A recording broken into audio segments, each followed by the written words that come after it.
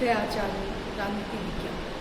मैं BA पाठशाला को आज प्लेटो की शिक्षा सिद्धांत पर बताऊंगी।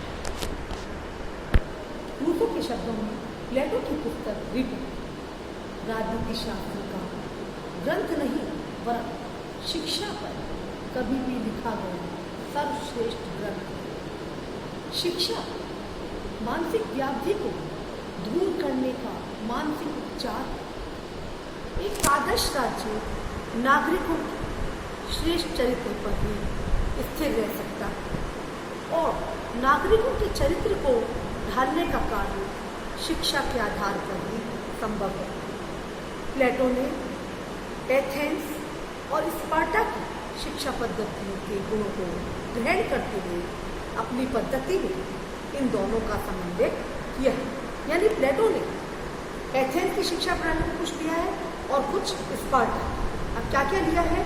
एथेंस व्यक्ति के पूर्ण विकास का विचार एवं स्पार्टा शिक्षा सामाजिक आवश्यकताओं के अनुरूप होनी चाहिए, जिससे व्यक्ति राज्य के प्रति कर्तव्य पालन की योग्यता प्राप्त कर सके।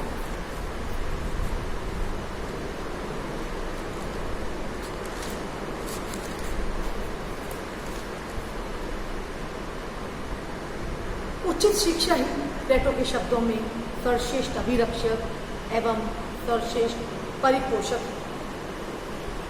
प्लेटो की धारणा है कि शिक्षा एक ऐसा माध्यम है जिसके द्वारा मानव की विकृत प्रवृत्तियों को नियंत्रित और मर्यादित किया जा सकता है। उसे कुशल, क्रियाशील और गतिमान बनाया जा सकता है। यदि नागरिकों को ठीक ढंग से शिक्षित किया जाता है तो वे अन्य दिशाओं में अपना मार्ग स्वयं ही ढूंढ लेते हैं। प्लेटो की रचना रिपब्लिक की 4 पुस्तक 2nd, 3rd, 6th, 7 में शिक्षा प्रणाली की विस्तृत व्याख्या को देखकर ही रूसो ने ये बात कही थी कि शिक्षा रिपब्लिक शिक्षा पर लिखे गए अब तक के ग्रंथों में सर्वश्रेष्ठ ग्रंथ है। प्लेटो की शिक्षा योजना शासकों को योग्य बनाने और विकृति से बचाने का उपचार है।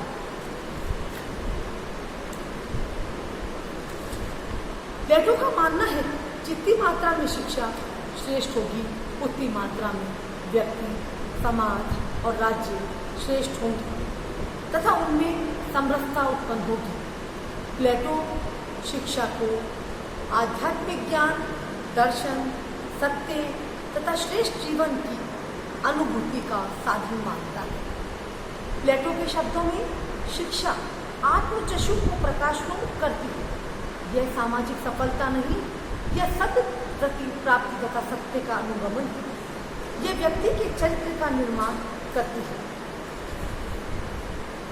प्लेटो ने अपनी शिक्षा प्रणाली में 2 प्रणालियों का समावेश किया है, एथेंस की और स्पार्टा। स्पार्टा से क्या लिया है? राज्य द्वारा नियंत्रित शिक्षा। और एथेंस से पाठ्यक्रम को एथेंस की परंपरा के अनुरूप बनाया है, व्यायाम और संगीत का मिश्रण। इस प्रकार प्लेटो ने व्यक्ति के सर्वांगीण विकास के साथ साथ उसमें सामाजिकता और कर्तव्यपरायणता, एकता आदि के भाव भी उत्पन्न हो सके। यही कारण है कि प्लेटो ने अपनी शिक्षा प्रणाली में प्रशिक्षण के संगठन को स्पार्टा की परंपरा के अनुरूप बनाया है, यानी राज्य द्वारा प्रदत्त अनिवार्य शिक्षा।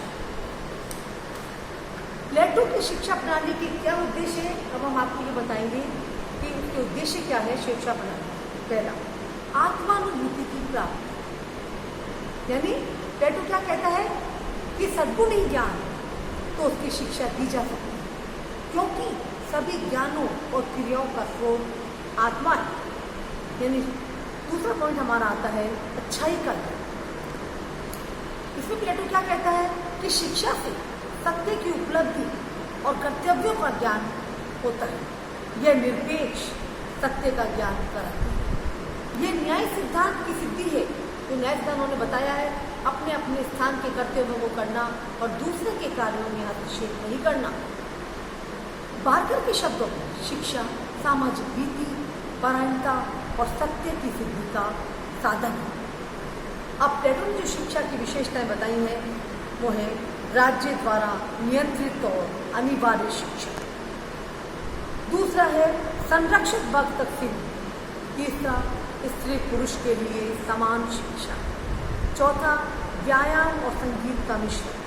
पांचवा प्लेटो की शिक्षा एक अनवरत प्रक्रिया है, यह जीवन पर्यंत चलने वाली क्रिया है। अब प्लेटो की शिक्षा योजना को बताएंगे हम। इसके दो चरण है प्लेटो की शिक्षा योजना के, प्राथमिक शिक्षा और उच्च शिक्षा। तो हम पहले इसका अध्ययन करेंगे प्राथमिक शिक्षा। प्राथमिक शिक्षा के संबंध में प्लेटो ने क्या बताया है कि 6 से 20 वर्ष तक की उम्र तक है ये प्राथमिक शिक्षा।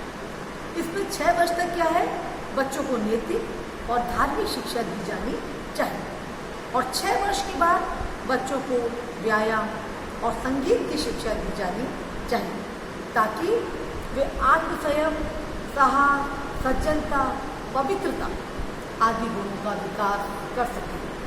फिर 18 वर्ष से 20 वर्ष तक कौन सी शिक्षा है, सैनिक शिक्षा।